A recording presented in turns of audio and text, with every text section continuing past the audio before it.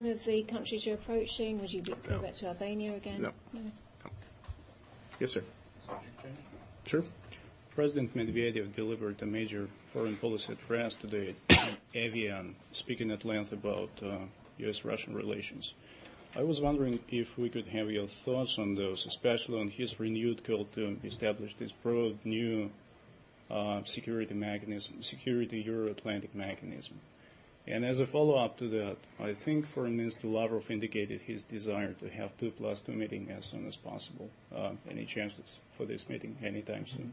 On both of those scores, let me get you an answer. I haven't spoken with folks about President Medvedev's speech and what particular reaction we would have to it. I can offer, if people are interested, an update on with maps in Georgia, if anybody's interested. Okay, sure. There we are. Okay, we'll bring up the. They said they pulled out of the buffer zones around Abkhazia. And well, they were pulling out of Georgia in compliance with the September 8th agreement. So we can give you. Go ahead and you can bring up the wider maps. So I'll bring my cheat sheet with me. You can see in both areas around Abkhazia here. These positions the Russians had previously withdrawn from, and then the new withdrawals that are being reported in the press are in this area over here. And let's go over to South Ossetia. The new withdrawals that are being reported are these 6 areas, these 6 posts right in here. So you can see that Russia is, in fact, starting to comply with the September 8th agreement with the EU.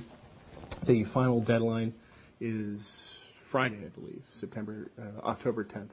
So we'll have an assessment for you next week once the Russians say that they have completed their activities, and we'll consult with the European Union for their assessment whether or not Russia has fully complied with the September 8th agreement, and we'll perhaps be able to provide you an update then. So you're saying this is a good sign? It is a positive sign. What do you make of President Medvedev's talk about how Sovietology is a dead science, or should be rather, and that elements of this administration, the U.S. administration, continue to cling to it, much like paranoia, seem to directed rather sharply at 1, if not 2 or 3 members of the administration that you work with closely? I don't know. Honestly, Matt, I haven't had time to assess the speech. I'd be full agreement that Sovietology is dead, and I can assure you that Secretary Rice has moved beyond the old Soviet Union. The issue at hand isn't really past history or whether or not the Cold War is coming back, but it's really a question of Russian behavior. We've spoken about Russian behavior. We've spoken what we believe are some of the antidotes to some of the things that we have seen, not only us, but the rest of the world. So I'll just leave it at that. Charlie? Different topic. Sure. Related. Yeah.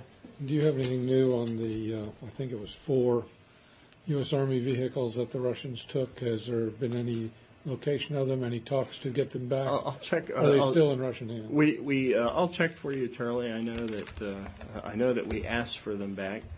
Look, if Russia, wants to have a Buy America program, I'm sure we're happy to talk to them about it. But we still would want our Humvees back. To my knowledge, we haven't gotten them back yet. So, in other words, you'd be willing to accept cash instead of the vehicles? No. If the Russian military covets American military hardware, I'm sure that we're willing to have a discussion about that.